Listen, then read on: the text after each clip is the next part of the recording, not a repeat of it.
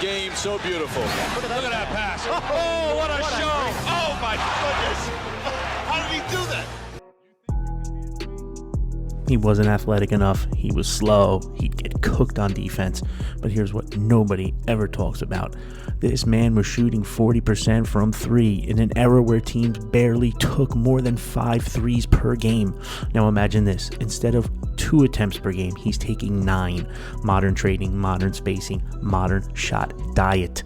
Bird wasn't just a spot shooter. He shot off movement, off balance, contested in transition. What if Bird on a team, let's say Warrior system, he's a 6'9" sniper who can pass like a point guard? You're probably looking at 28 to 34 points per game consistently. 9 rebounds, 8 assists. The man would be averaging almost a triple-double nightly. And high efficiency, not because the league is weaker, but because the floor is wider. Now let's talk defense. Modern NBA switches everything. So here's the test. What happens when Bird gets switched onto Jason Tatum or a downhill monster like Giannis? Here's the thing. Bird wasn't fast, but he was elite at positioning. He led the league in steals multiple times, not because he was quick, but because he read passing lanes 2 steps ahead. And let's face it, the passing game is weak. In 2026, Bird would be all over it. Instead of guarding power forwards all game, Bird plays modern team defense instead. He's your Draymond Green type defender. He rotates early, he calls out switches, he anticipates, and he puts his teammates in positions to make steals. That is a cut above. Reason why 2 players got this block. Draymond holds great position and allows his help defender to come from behind him. Great position defense, great help defense. Would he get attacked sometimes? Of course he would. So does every other star today. Defense today is almost IQ and system, not just foot speed. Bird's basketball brain translates to that. He will be in the right place at the right time most of the time. Probably with a little off balance. Bird with the steal behind the back to Nate Archibald. Back to Bird. All right. Let's talk about his playmaking explosion. This is where it gets scary. Modern NBA offenses are built around drive and kick, pick and roll reads, short roll playmaking, decision making in space. Larry Bird might actually be more valuable today. Bird is a 6'9" power forward in a heliocentric offense. Think Luka, but off the ball sometimes with quicker decisions and more movement shooting. Bird averaged over 6 assists per game in a system that wasn't built around spread pick and roll. Now put him in a 4-out, 1-in offense. He manipulates weak side defenders, he throws up skip passes, he shoots over closeouts, he punishes mismatches instantly. You're probably looking at one of the highest offensive impact players in the league. Now let's get real here. How would Bird handle today's NBA culture? My man would not be on Instagram. He would not be on Facebook. He would not be making TikToks.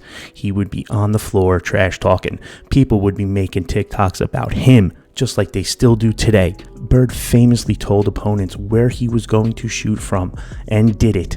He called his shot night in and night out. It was scary. And Bird in this go viral era, he'd trend weekly, mic'd up moments, cold-blooded playoff shots, clutch threes in someone's faces. My man would break the internet weekly. It was my second game of my career. I'm scared to death already. Bird walks out at the jump and he just stands next to me and he leans over and he looks at me. He said, "Do you honestly think you gonna guard me?" I was like, curse that. Like, what? I just didn't say nothing. Then he stands up and he looks over at our bench and he looks at Kai. "You all think this rookie gonna guard me? Man, I'm gonna bust you up." Just right in my ear. And I'm just looking forward. I'm like, "Official, please throw this ball up." So then finally he walks around, stands in front of me. He said, "I'm gonna tell you something right now. I'm gonna wear your ass out." He'd either be hated or absolutely beloved. There'd be no middle ground. But you cannot convince me he wouldn't thrive in the spotlight. He was built for competitive tension.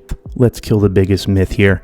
He wasn't athletic. Athletic doesn't just mean vertical leap. Bird had elite balance, elite coordination, elite body control. In today's strength and conditioning programs, he'd probably extend his prime. His back injuries, which shorten his career, are treated differently now. Modern recovery, load management, medical staff. Bird plays 15 to 17 high-level seasons. Maybe he wins more than 3 rings, because longevity changes legacy. In the ball game by getting a technical foul, sometimes with your players, sometimes just with the... And Wiggins fighting Bird, who feeds McCann. rebound. Wild shot, Bird.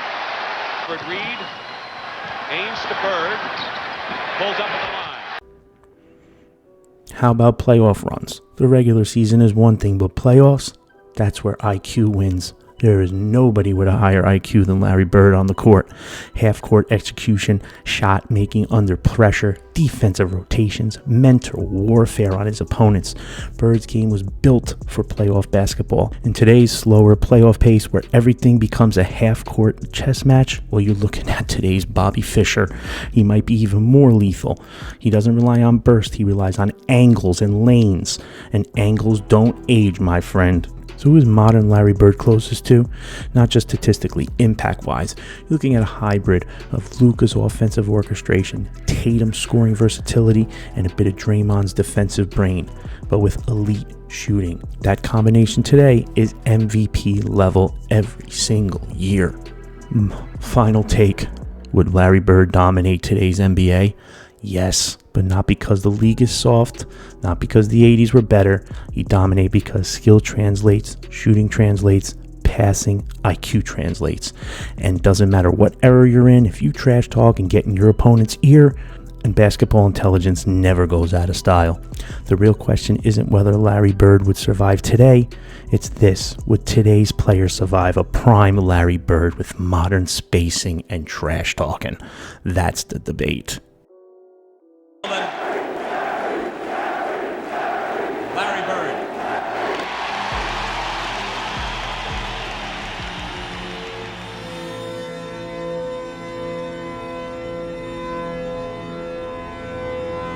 He was the most motivated player I ever saw. Larry Bird is one of the biggest trash talkers ever. Larry was a basketball genius.